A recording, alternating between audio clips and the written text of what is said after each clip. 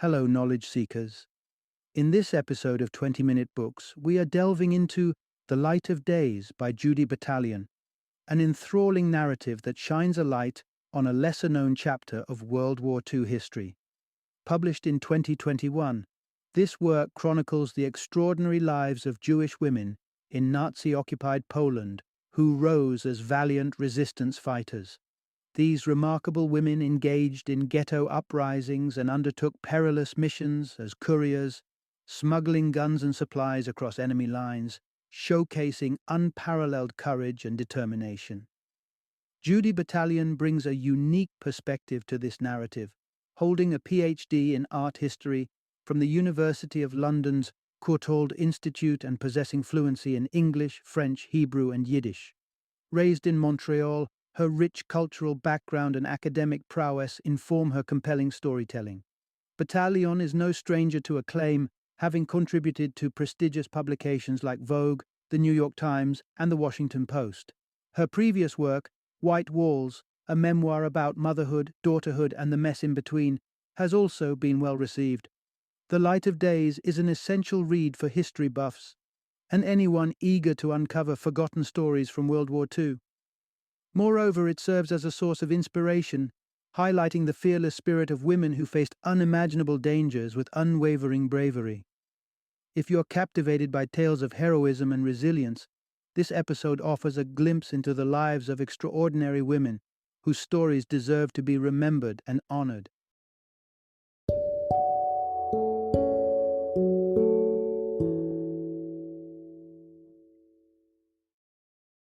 The Light of Days. The untold story of women, resistance fighters in Hitler's ghettos. Introduction. Unveil a concealed chapter of World War II heroism, the saga of Poland's fearless female resistance. In the heart of occupied Poland during World War II, amidst the relentless oppression and darkness, emerged an extraordinary league of heroes, women who defied the Nazis with unparalleled courage and cunning.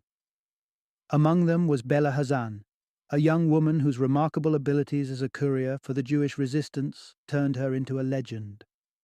Bela was an impeccable embodiment of what the clandestine fight against tyranny demanded: an Aryan appearance, masterful command of Polish, and the natural charm to navigate through the perilous scrutiny of the military police.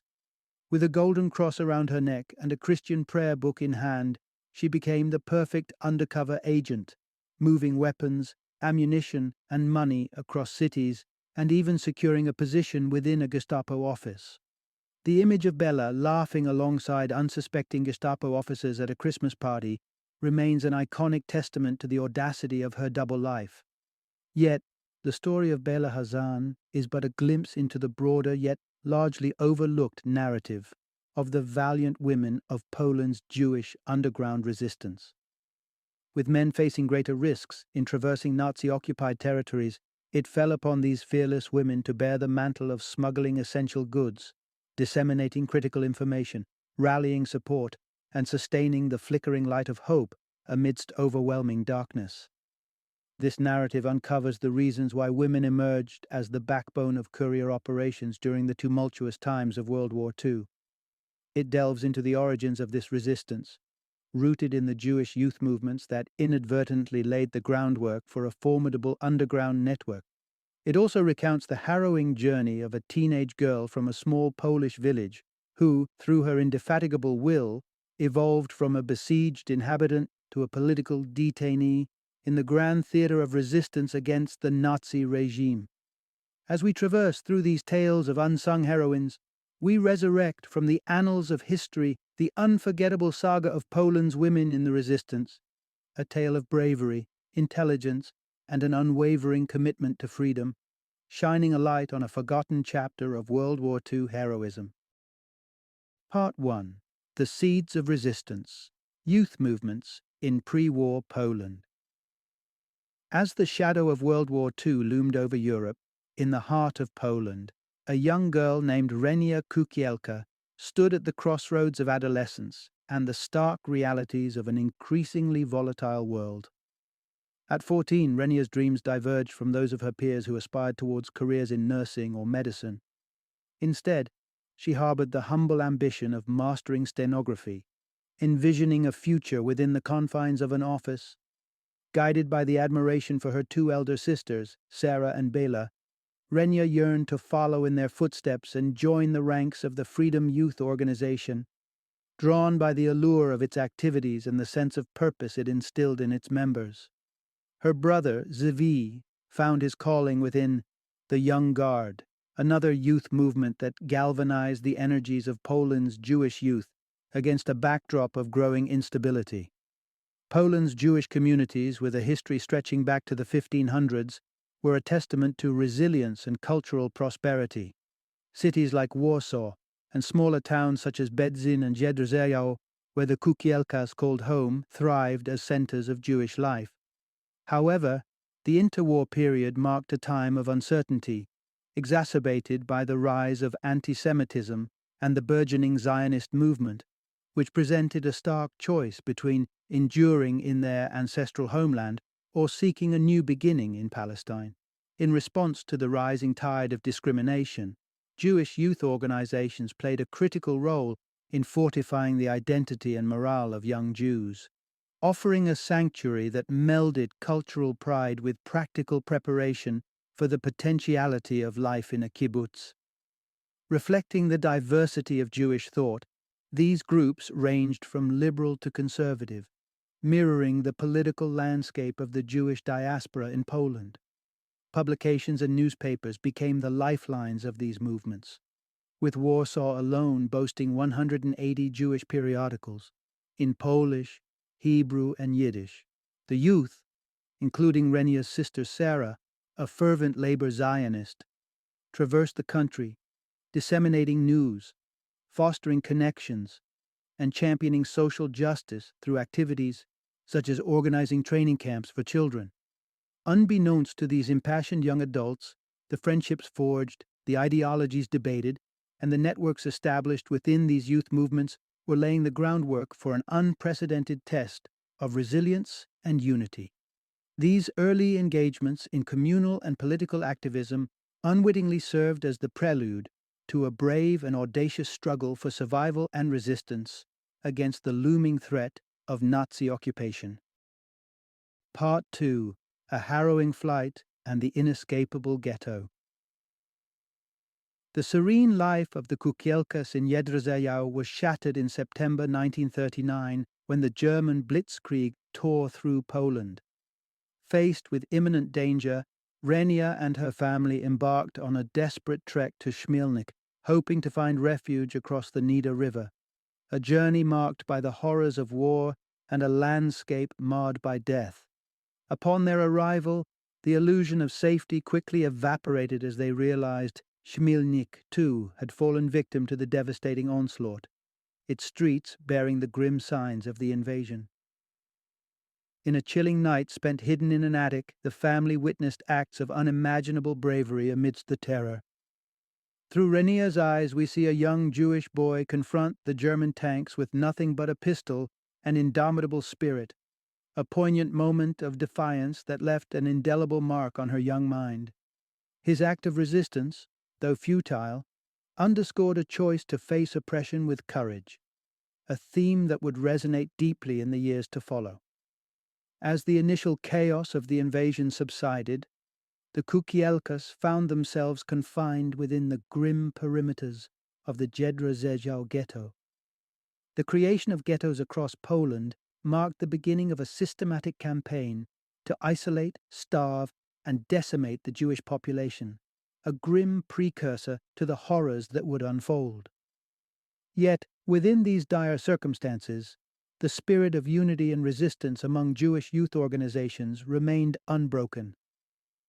Leaders who were abroad at the onset of the invasion faced the soul-searching decision of safety in foreign lands or returning to face the burgeoning crisis at home. Among them was Zivia Lubetkin, a prominent figure in Warsaw's freedom movement, who, with the assistance of her comrade Frumka Plotnicka, made the perilous journey back into the heart of occupied Poland. Returning to a Warsaw barely recognizable, with its Jewish inhabitants marginalized and marked by white armbands, Zivia and Frumka both only 25, assumed leadership roles within the beleaguered community. Their efforts to sustain the Jewish population, from setting up clandestine classrooms to navigating the still functioning postal system, illustrated a relentless determination to maintain a semblance of normalcy and hope amidst the encroaching darkness. This chapter in their saga captures not only the initial shock and adaptation to life under occupation, but also the resilient undercurrent of resistance and solidarity that defined the Jewish response to Nazi oppression. The belief that they could withstand this trial, as severe as it appeared, was underpinned by a sense of collective endurance and the conviction that, against all odds, they would emerge from the shadows of tyranny. Part 3. Courage Under Siege. The Role of Women in the Ghetto Uprising. Life within the ghettos of occupied Poland was a study in constant change and adaptation. What began as slightly modified neighborhoods gradually morphed into prisons sealed off by walls, with every day bringing new curfews and restrictions. Amidst this, the Jewish communities were superficially governed by the Judenrat, a body intended to act as intermediaries with the Nazis, yet often powerless to offer real resistance or protection. Despite the encroaching barriers and the ever-watchful eyes of the occupiers, loopholes and strategies for escape and resistance persisted. Interestingly, it was in these acts of defiance that women found themselves at the forefront of the struggle. The restrictions imposed by the Nazis inadvertently set the stage for women to become pivotal in the Jewish resistance effort, exploiting their perceived vulnerabilities to subvert the very forces that sought to oppress them. One such advantage women had lay in their ability to evade the invasive drop pants test, a humiliating method the Gestapo used to identify circumcised Jewish men attempting to pass as Aryans. Beyond this, women often possessed better language skills, having been more likely to attend public schools where they learned to speak Polish fluently and without an accent. Their habit of carrying purses and bags also made them less conspicuous couriers, able to transport weapons, ammunition, and forge documents right under the noses of unsuspecting German officers. The occasional flirtation or smile could further disarm an officer, turning the tables of power, however momentarily.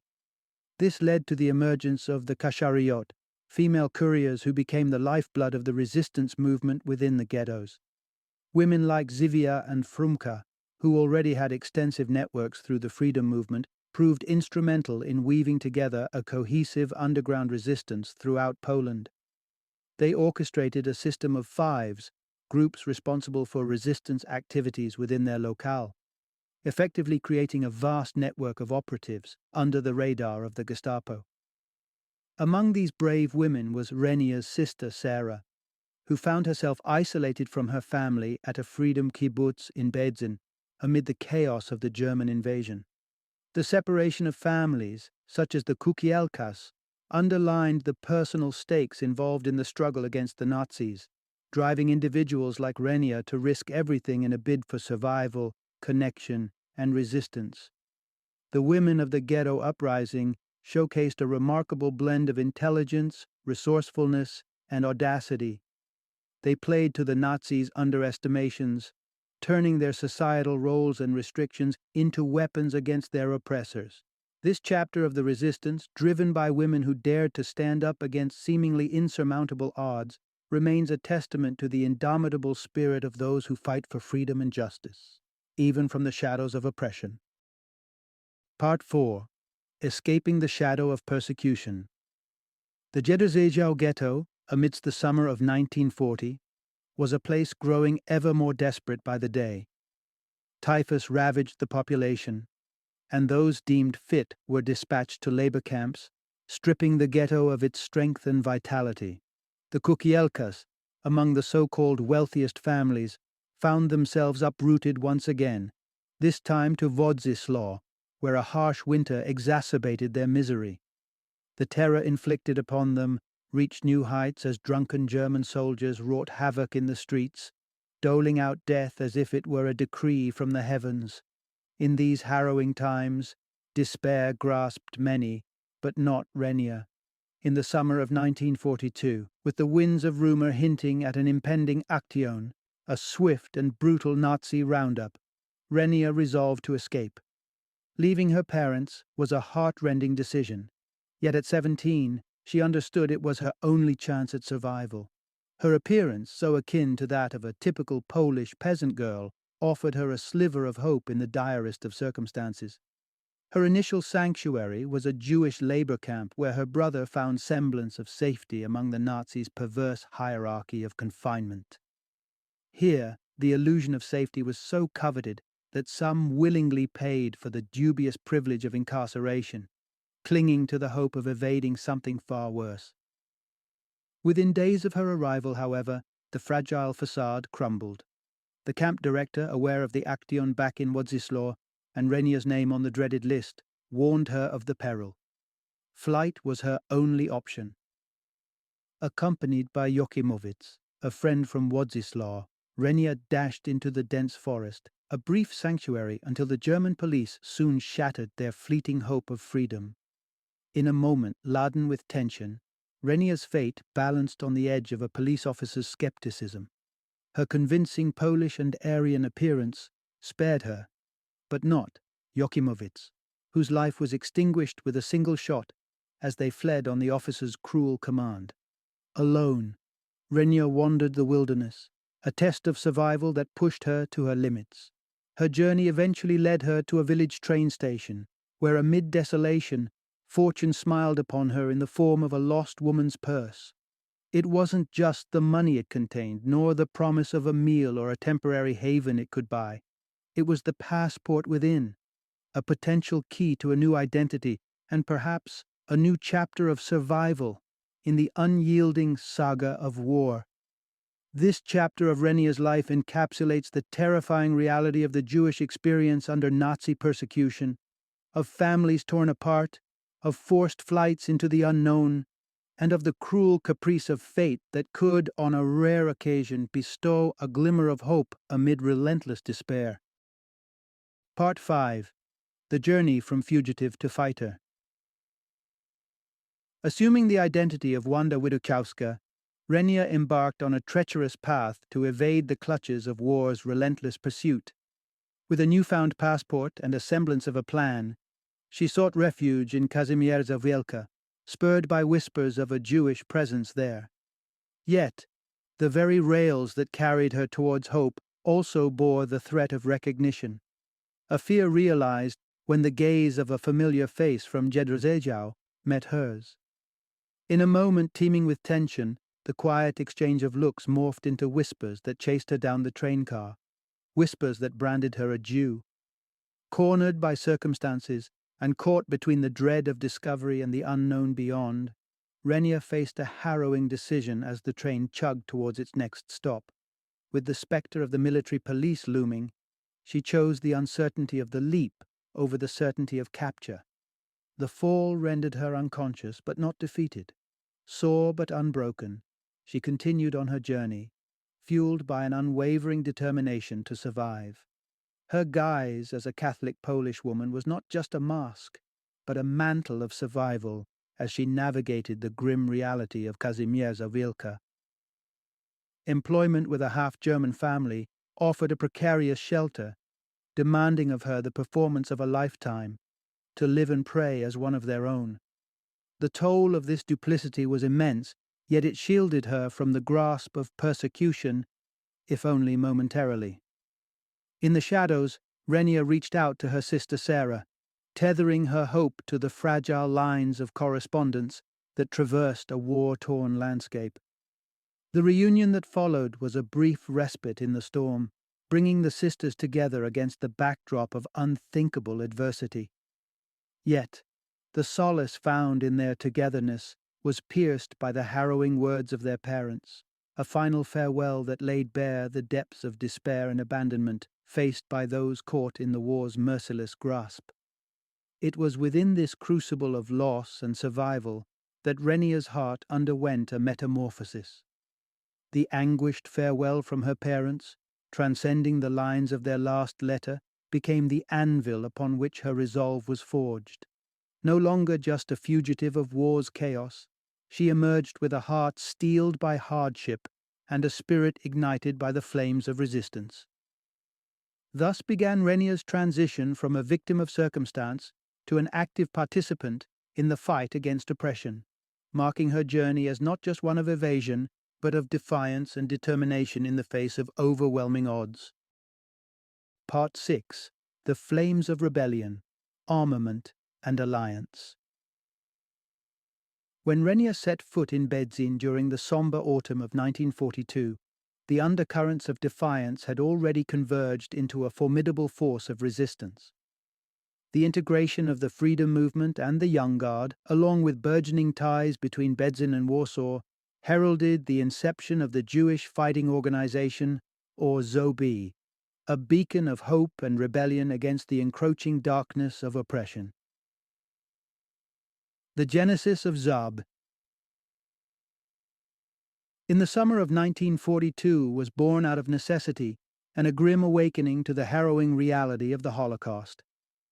Revelations about mass exterminations in concentration camps, coupled with the devastating Bloody Sabbath action in the Warsaw Ghetto, catalyzed the youth leaders into action. It was a stark declaration that mere survival was no longer sufficient. They needed to fight back. The pressing question of armament was met with resourcefulness and bravery. Tozia Altman, remembered not only for her fearless courier missions, but also for her unwavering optimism, became instrumental in arming the resistance. The subterfuge of smuggling weapons into the Warsaw Ghetto under the guise of everyday items like sacks of potatoes or boxes of nails underscored the ingenuity and determination of the ZOB fighters. This covert operation enabled the establishment of a secret weapons lab within the ghetto boundaries, marking a pivotal advancement in their preparation for combat.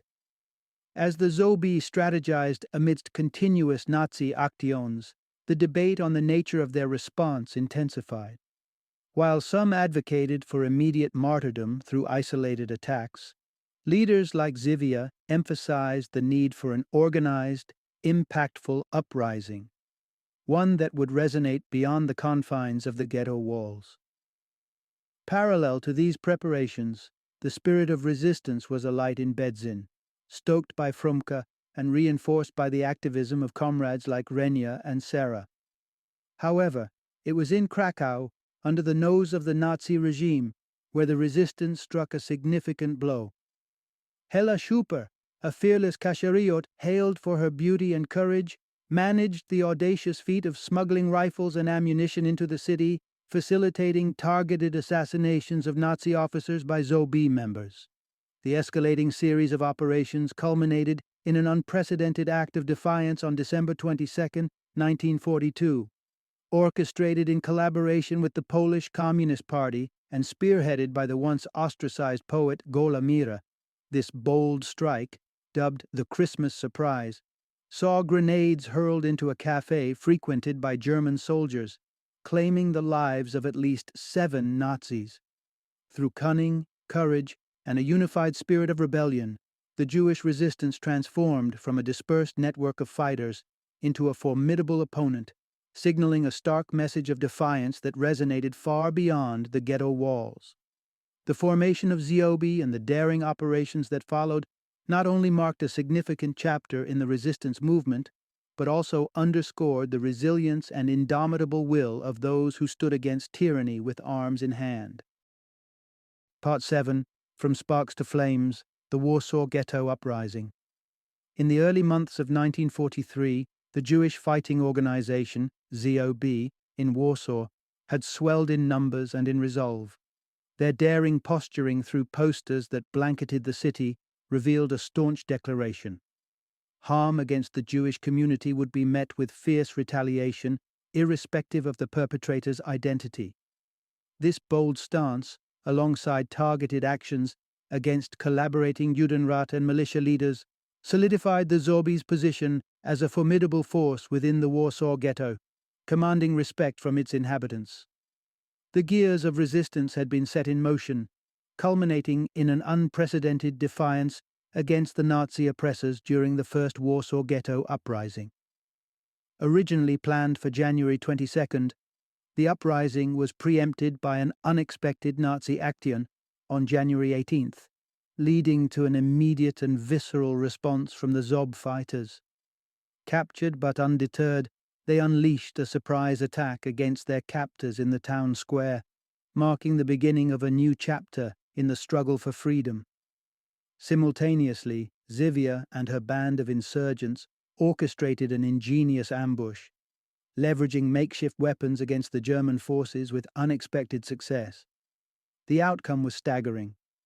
Not only did they inflict casualties upon their adversaries, but they also seized valuable Nazi weaponry, all while minimizing their own losses. This victory was more than just a tactical win. It was a symbol of hope and a testament to the courage and ingenuity of the resistance fighters. As news of these acts of defiance spread, a similar resolve took root in Renia, who was stationed in Bedzin. Witnessing the relentless abductions by the Nazis, she recognized the imperative for armed resistance. Emboldened by the stories of other fearless women couriers or kashariot, Renia embarked on a perilous mission to Warsaw to secure weapons for Bedzin's fight. The legends of Havka Folman and Tema Schneiderman, who innovatively concealed grenades, and Bela Hazan, who audaciously infiltrated Gestapo headquarters, inspired Renia. With determination and newfound skills, Renia and Ina Gelbart successfully navigated the treacherous journey to Warsaw, where they acquired arms and explosives. Their return trip was fraught with risk, culminating in a nerve-wracking encounter with a Nazi officer. Renia's unyielding composure under scrutiny, masking lethal cargo under the guise of innocuous potatoes, epitomized the unwavering spirit of the resistance. This period marked a pivotal escalation in the Jewish response to Nazi tyranny, showcasing not only the strategic brilliance and valor of the ZOB, but also the indomitable will of individuals like Renia. Their actions, varying from tactical skirmishes to the covert transport of arms, wove together a tapestry of resistance that challenged the horrors of occupation with every thread of defiance. The Warsaw Ghetto uprising and the acts leading up to it stand as a beacon of resilience, illuminating the darkness of persecution with the flames of rebellion. Part 8. The Ghetto Uprising, a Stand of Defiance.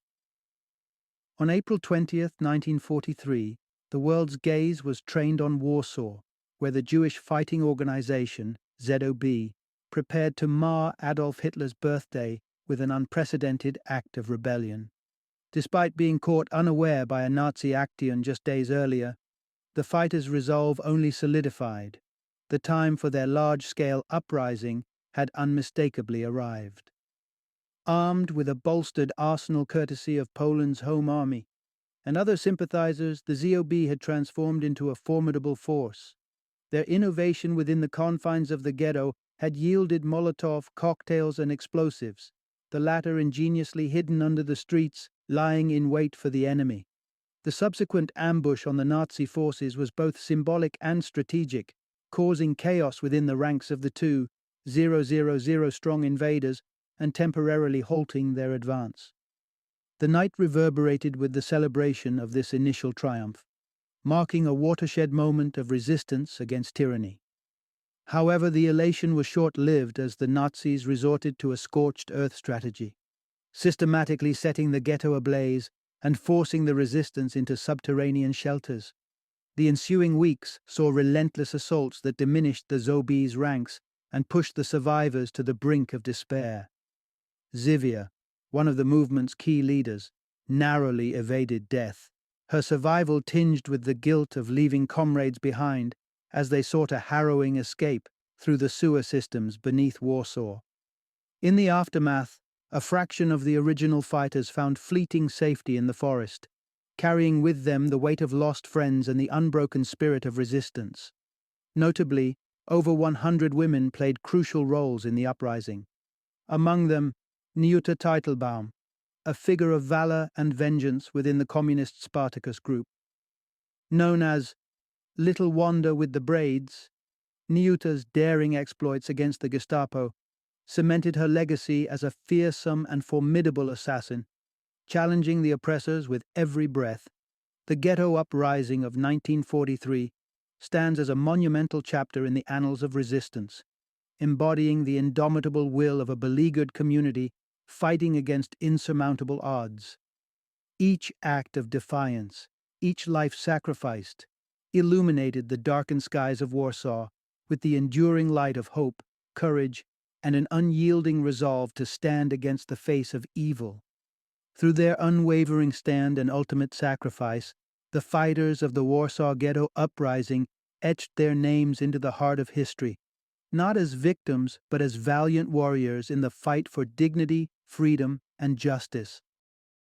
Part 9. The Twilight of Resistance. The vibrant echo of resistance that once coursed through the Polish ghettos found a whispered continuation in the dense, unforgiving forests, serving as a sanctuary and a stronghold for the partisan fighters. However, the solidarity that bound these fighters together seldom extended to the Jewish resistors, who faced indifference and often outright rejection from the non-Jewish Polish partisans. Women in particular found themselves marginalized, their participation often limited to roles far removed from the front lines of armed resistance. Despite these adversities, Jewish resistance groups like the FPO, United Partisan Organization, emerged, carving out their own chapters of defiance from the outskirts of Vilna and other remote areas. They orchestrated daring sabotage missions against the enemy's infrastructures, with women like Ruska Korczak and Witka Kempner playing pivotal roles in these operations. This was a testament to the indomitable spirit of Jewish resistance, untethered from the ghettos and unleashed upon the broader canvas of occupied Poland. As the ghettos dwindled, swallowed up by the Nazi extermination machine, many of the valiant Zobi fighters and Koszariot were thrust into a precarious existence of subterfuge and secrecy, their survival hanging by the thread of forged identities and a constant vigil against discovery and betrayal. In this shadow life, figures like Zivia found solace in fleeting moments of normalcy, even as the specter of annihilation loomed ever closer, urging their comrades in Bedzin to rise up while time still allowed. Hope persisted in the form of planned uprisings and desperate missions for documents essential for escape and survival. Renia, once more, found herself venturing into the heart of danger on a mission to secure fake visas, a mission shadowed by ominous signs and the chilling absence of her companion, Ina. Upon her return to Bedzin, the harrowing sight of Nazis orchestrating the ghetto's liquidation confronted her, forcing her to retreat into the forest once again, her heart heavy with uncertainty about her sister Sarah's fate. In the ensuing chaos, Renia encountered Ilza, a young survivor from Bedzin, from whom she learned the tragic fate of many, including Fromka. Yet amidst the despair, a glimmer of hope surfaced with the news that Sarah was still alive, offering a fragile thread to cling to in the darkness. As they endeavored to navigate the perilous path to Warsaw, armed only with their forged papers and the resilience born of relentless struggle, Renia and Ilza faced the grim reality of their predicament.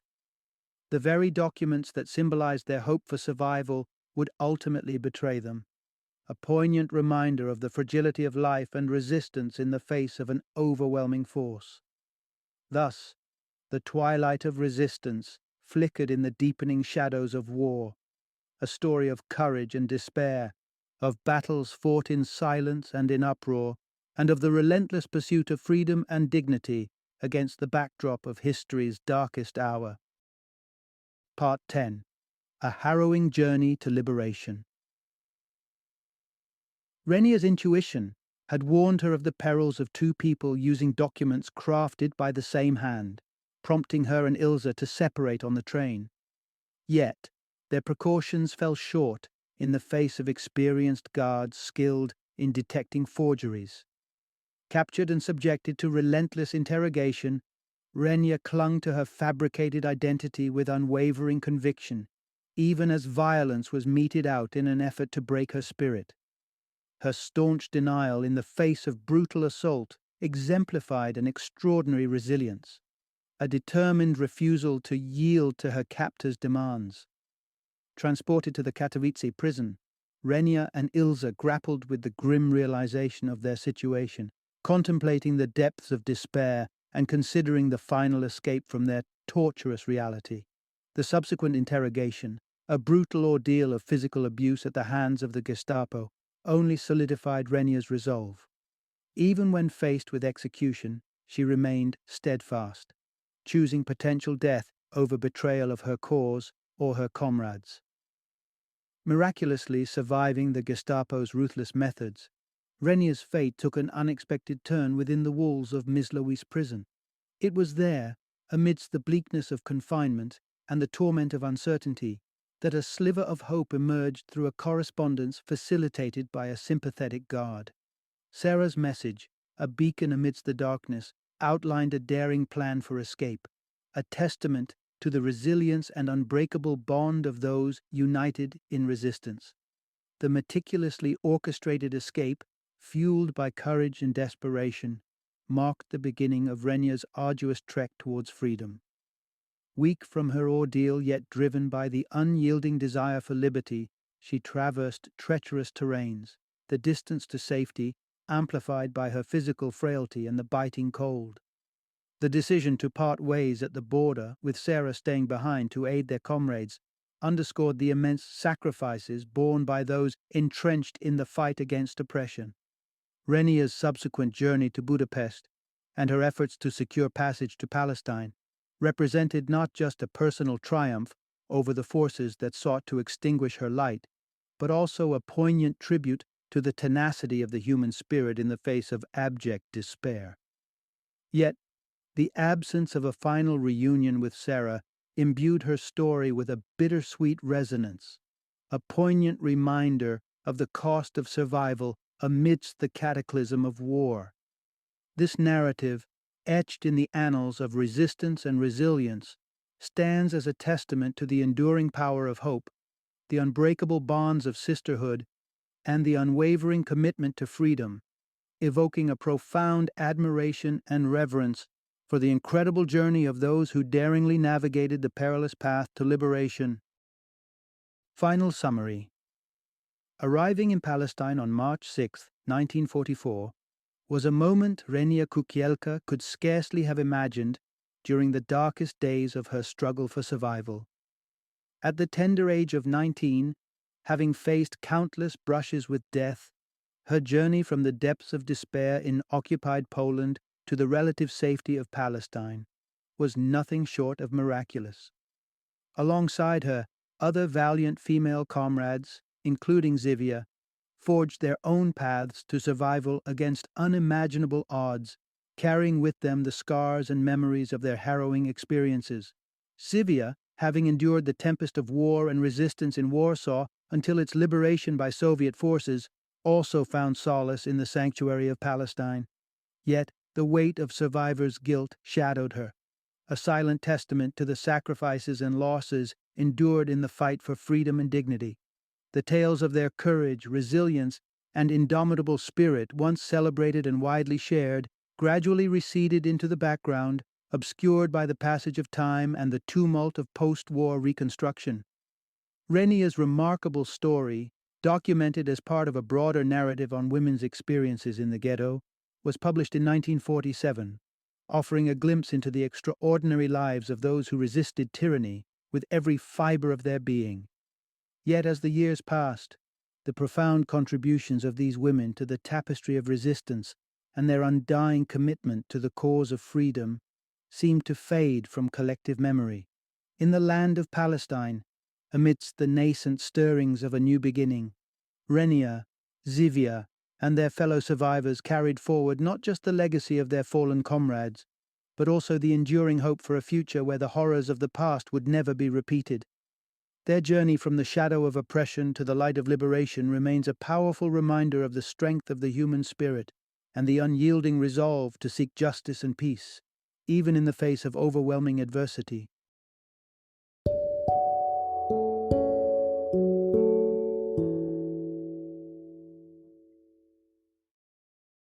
Thank you for joining me today on this journey of learning and discovery as we explored the insights of another thought-provoking book in our growing library of knowledge. If you've enjoyed our time together, please take a moment to follow our podcast, give us a 5-star rating, and share 20-minute books with other knowledge seekers. Your support truly means a lot. Don't forget to join me again in the next episode, where we will delve into another enriching book. Until then, happy reading and happy listening.